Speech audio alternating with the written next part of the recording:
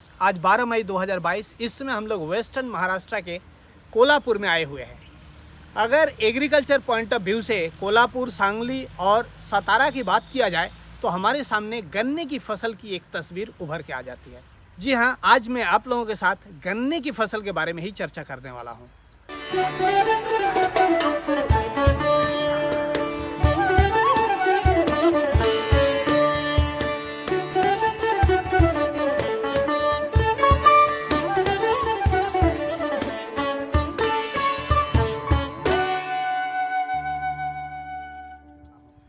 साथियों, अगर एक ब्रॉडर पिक्चर में देखता हूँ, अगर मैं क्षेत्रफल की बात करता हूँ तो ब्राज़ील के बाद हम दूसरे पायदान पे आते हैं।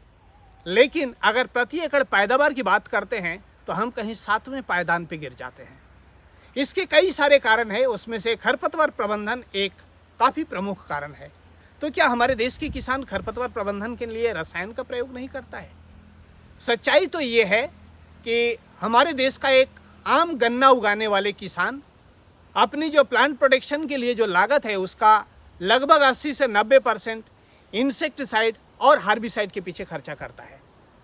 और मेरे सामने जो तस्वीर उभर के आई है कि हमारे देश के किसान पोस्ट इमर्जेंस हार्बिसाइड्स का गन्ने में सबसे ज़्यादा इस्तेमाल करते हैं। आमतौर पे अगर मैं गन्ने की फसल पे देखता हूँ तो चौड़ी पत्ती की, पतली पत्ती की, हर तरह के खरपतवार इसके अंदर आते हैं। डाइकॉट वीट को हमारे देश के किसान आसानी से कंट्रोल कर लेते हैं। मैं थोड़ा सा कैसे पहचानेंगे वो मैं आपको बता दूं। देखिए, ये मेरे सामने एक पत्ता है। अगर इसको मैं सूरज की तरफ देखता हूं तो इसमें जाली दिखाई दे रही है। अगर ऐसा पत्ता है तो ये डाइकॉट है। और दूसरे पत्ते को अगर लेता हूं मैं तो यहाँ पे देखिए हमें पत्ते के ऊपर देखिए पैरेलल वेनेशन दिखाई दे रहा है, लंबे लंबे सिर दिखाई दे रहे हैं। अगर ऐसे लंबे लंबे सिर दिखाई देता है तो यह मोनोकॉट है। अगर और बारीकी में मैं जाता हूँ तो यहाँ पे देखने को मिल रहा है कि ये जो है ये नोड से आगे फैल रहा है, लेकिन ये जो वीड है ये देखिए नट से आगे फैल रहा है। इस तरीके से गांठे दिखाई दे रहा है, इससे ये फैलता है। गन्ना उगाने वाले किसानों के लिए जो सबसे बड़ी चुनौती है वो यही है। इसका कारण क्या है? हम एक हार्बिसाइड लगा देते हैं, ये ऊपर से जल जाता है और उसके बाद दोबारा ये नट से ये आगे फैल जाता है। तो हमारे लिए ये ज़रूरी हुई है कि हम ऐसी खरपतवार नाशक दवाइयों का इस्तेमाल करें जिससे ये नट जो है, जो ये गांठे हैं, ये गांठे खत्म हो जाए। हमने इसके ऊपर रिसर्च किया और रिसर्च करने के बाद ट्राइजिनोन के साथ सल्फोनिल यूरिया, ये दोनों ग्रुप को एक साथ मिला के हार्बिसाइड को बनाया, जो आज के दिन में गन्ना उगाने वाले किसानों के लिए जो मोथा है, जो साइप्रस है, इसके लिए एक वरदान साबित हुआ। लेकिन साथियों, केवल खरपतवार नाशक दवाई ले आना ही बड़ी बात नहीं है। मैं सबसे पहला राय ये दूंगा, identification of paste initiates pest management. पहले आप अपनी फसल में समस्या को समझिए। आपके खेत में डाइकॉट वीड है, मोनोकॉट वीड है। अगर मोनोकॉट वीड है तो उसके अंदर क्या साइप्रस है, क्या उसके अंदर और कोई खरपतवार है, ये समझने के बाद आपका काम शुरू होता है। इसके बाद सही रसायन लीजिए, सही मात्रा में उसको इस्तेमाल करिए, सही तरीका से इस्तेमाल करिए और सही समय पे इस्तेमाल करिए। लेकिन एक बात और है कि ये हर्बिसाइड स्प्रे करते समय क्या ध्यान देनी है ये मैं आपको बता दूं। अब ये हमारा मान लीजिए पत्ते हैं, इस पत्ते के ऊपर अगर हम कोई भी रसायन का स्प्रे करेंगे तो इसके ऊपर दवाई नहीं टिकेगी, वो जो वीडिसाइड है वो नीचे गिर जाएगी। तो इसीलिए हमें क्या करना पड़ेगा, हमें इसकी प्रॉपर कवरेज होना बहुत ज़्यादा ज़रूरी है। इसका स्टेज क्या होना चाहिए, 2 से 4 पत्ती का जब खरपतवार है उसी समय हमें इसका प्रबंधन करना है। हमें एक चीज़ का और ध्यान देना है कि अगर हमें स्प्रे करना है तो स्प्रे करते समय खेत के अंदर हमारी नमी होना बहुत ज़्यादा ज़रूरी है। और स्प्रे करने के अगर 7 दिन, 5 दिन या 7 दिन के अंदर दोबारा हम पानी लगा देते हैं तो जो हमारा हार्बिसाइड पर पड़ा है वो भी लीच करके नीचे जाएगा और ये जो खुराक लेने वाली जड़ हैं इसके माध्यम से शोषित होकर ये जो हमारी गांठें हैं ये गांठों को भी ख़त्म कर देगा। अभी मैं आपको 2 दिन पहले की आपकी तस्वीर दिखाता हूँ, यही कोल्हापुर डिस्ट्रिक्ट का, कि देखिए हम तो बता रहे हैं 2 से 4 पत्ती के वीड को कंट्रोल करने के लिए ये है, लेकिन जब किसान ने प्रॉपर तरीके से स्प्रे किया, प्रॉपर मॉइस्चर में स्प्रे किया और उसके बाद जब पानी लगाया तो कितने बड़े बड़े वीड को कंट्रोल किया है वो आप इस वीडियो के अंदर आप देख सकते हैं। आज 10 मई 2022 हम लोग इस समय कोल्हापुर में आए हैं। यहाँ पे देखिए होला का स्प्रे हुआ है। अगर हम पीछे तक हटते चले जा रहे हैं तो बिल्कुल हमारा जो है 10 दिन पहले स्प्रे हुआ है, बिल्कुल हमें साफ़ सुथरा दिखाई दे रहा है। सारे खरपतवार हमारे ख़त्म हो चुके हैं। लेकिन अगर इसके बराबर वाले लाइन पे देख रहा हूँ, जब स्प्रे कर रहे थे तो लेबर से गलती से ये बराबर वाला एरिया छूट गया है। अब ज़रा यहाँ पे देखिए किस तरीके से मोथा यहाँ पे उगा हुआ है। अगर मोथा की हाइट की बात करें तो 1 फीट से ऊपर मोथा यहाँ पे हमें देखने को मिल रहा है। और अगर मैं इसमें देखने की कोशिश करूँ तो यहाँ पे हमें दिखाई दे रहा है कि इसके अंदर फूल भी आ चुका है। तो हमें इस बात से स्पष्ट तरीके से पता चल रहा है कि मोथा की अगर भयंकर तरीके से भी पॉपुलेशन रहे, जैसे कितना पॉपुलेशन था यहाँ पे देखने को मिल रहा है, तो भी हमारा जो होला है वो बेहतरीन काम कर रहा है। और बड़े बड़े मोथे पे भी बहुत अच्छा इसने काम किया है, क्योंकि इसी हाइट के मोथा इस एरिया के अंदर था। हालांकि हम कंपनी की तरफ से किसी भी कीमत पे किसानों को ये राय नहीं देंगे कि इतने बड़े बड़े मोथा में होला का इस्तेमाल करें। साथियों, अब बात आती है इस खेत की। यहाँ पे अगर मैं देखता हूँ तो यही सेम वीड्स हमें यहाँ पे देखने को मिल रहा है, लेकिन यहाँ पे रिजल्ट की अगर मैं बात करता हूँ तो मेरे पास दो तरह की तस्वीर नज़र आ रही है। यहाँ पे जो हमें दिखाई दे रहा है जो साइप्रस है, ये साइप्रस की जो हाइट है, ये हाइट अभी जो मैंने आपको वीडियो दिखाया उसमें जो हाइट है उससे काफ़ी छोटा है। बावजूद इसके देखिए यहाँ पे मरा है, लेकिन इसके बराबर वाली एरिया में नहीं मरा है। यहाँ पे प्रॉब्लम कहाँ पे आई? यहाँ पे प्रॉब्लम आई है दो चीज़ों में, एक सॉइल का मॉइस्चर और दूसरा है स्प्रे टेक्नोलॉजी।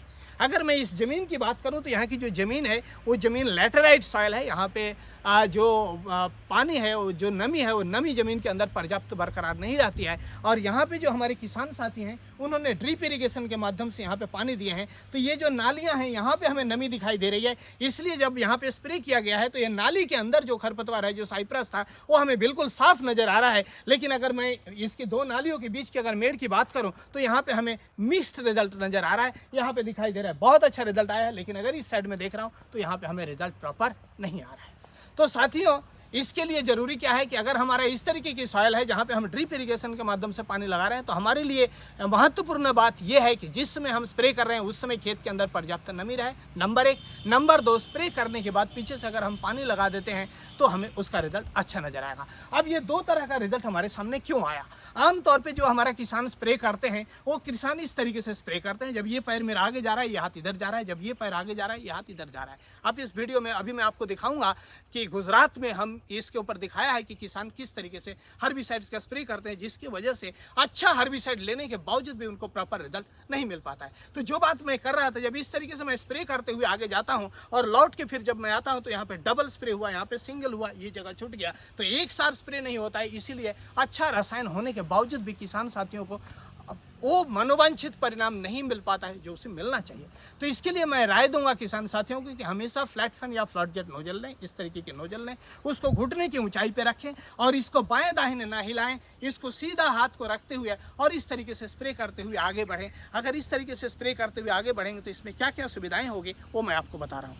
देखिए, ये जो हमारा नोजल है, ये नोजल नीचे की ज़मीन के नीचे की तरफ होना चाहिए। यहाँ से जो हमारा स्प्रे हो रहा है ये ज़मीन की सतह को भिगोता हुआ जा रहा है। एक स्वाथ जो है यहाँ से यहाँ तक का एक स्वाथ लेके ये चल रहा है, ज़मीन की सतह को भिगोता हुआ ये आगे बढ़ रहा है। तो हमारे जो क्रॉप कैनोपी है, पत्ती के ऊपर रसायन पड़ रहा है, ज़मीन के ऊपर भी वो रसायन पड़ रहा है। और रसायन पड़ने के बाद जब हमारी ज़मीन के नीचे मॉइस्चर रहेगा, काफ़ी अगर ज़मीन में मॉइस्चर रहेगा तो ये शोषित होकर नीचे जाएगा, तो पत्ती के माध्यम से भी शोषित होगा और जड़ के माध्यम से भी शोषित होगा, तो उसी रसायन का बहुत अच्छा परिणाम मिलेगा। तो मैं इस मंच के माध्यम से सभी किसान साथियों से अनुरोध करूंगा कि कोई भी हर्बिसाइड लेने से पहले अपनी फसल की अवलोकन करें।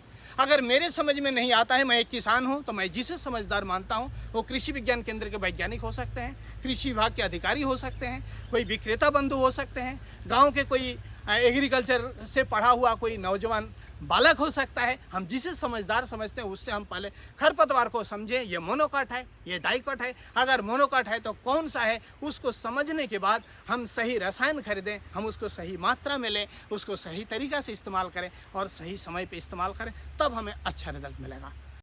अगर मैं इस खेत में आज से 10 दिन पहले आया होता तो ये गन्ने की खेत में मोथा उगा हुआ है ना मोथे की खेत में गन्ना उगा हुआ है, ये बताना बड़ा मुश्किल था। तो इस तरीके की भी जो हमारा फसल है, इस फसल में भी आप अच्छा रिजल्ट ले सकते हैं अगर इन बिंदुओं पे ध्यान रखें। आज के लिए बस इतना ही। बहुत जल्दी मैं आपसे अगली जानकारी को लेकर उपस्थित हूँगा। तब तक के लिए मुझे इजाज़त दीजिए। बहुत बहुत धन्यवाद।